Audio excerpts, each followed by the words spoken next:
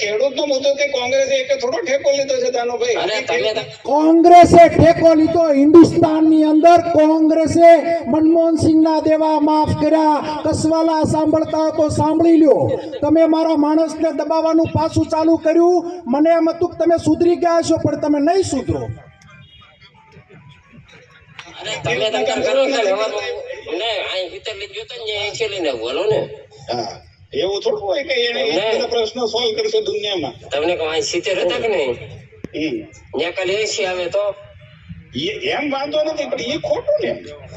એમ નહીં, ખેડૂત હાટું મને ખેડૂત કીધું કે મારે જવું જોઈએ, મારે એને ભેગું થવું જરૂરી છે. તો એ લોકો મારી ભેગા હોય કઈ તમારે મારી હારે આવવું જોઈએ, એથી મને ખબર પડે. પણ મેં તમને છોડ્યા કોઈ દી હું ગમે ત્યાં રાતે ફોન કરું. તો હવે આવું ના કરતા. એમને તમે માથે લ્યો છે ખોટું છે મહેશભાઈ. મારે તો કેટલા ફોન આવ્યા છે ત્યારે મને મગજ ખરાબ કરી નાખે. અમને તમે માથે લ્યો એ ખોટું છે. મારે નો લીધો, મારે રાજકીય રીતે કઈ લેવા દેવા નથી આમાં. બસ તો તમે અમે કઈ અહીંયા આવજો અમારી સભામાં. અરે જ્યાં જોઈએ આવશું. તમે તારા ખેડૂત નું કરજો, હું ગમે ત્યાં આવી. ચમચી નો કર ને. પાક્કો પાક્કો હાલો. આ ખેડૂતની સભા છે, કોંગ્રેસની સભા છે?